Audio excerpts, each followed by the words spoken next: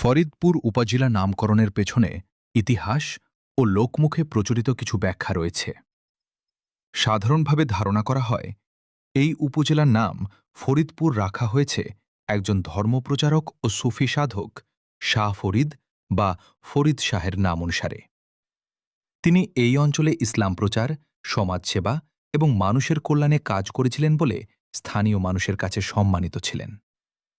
তার নাম থেকেই ধীরে ধীরে এলাকার নাম ফরিদপুর পরিচিতি পায়। বাংলাদেশের অনেক এলাকার নাম যেমন কোনো পীর, সাধক, জমিদার বা ঐতিহাসিক ব্যক্তির নাম থেকে এসেছে, তেমনি পাবনা জেলার এই ফরিদপুর উপজেলার নামও একজন সম্মানিত ব্যক্তির স্মৃতির সঙ্গে জড়িত বলে মনে করা হয়। এছাড়া আরেকটি মত অনুযায়ী ফরিদ শব্দটি আরবি ভাষা থেকে এসেছে, যার অর্থ অদ্বিতীয় বা অনন্য। এই অঞ্চলের বিশেষ পরিচিতি ও গুরুত্বের কারণেও নামটি জনপ্রিয় হয়ে থাকতে পারে।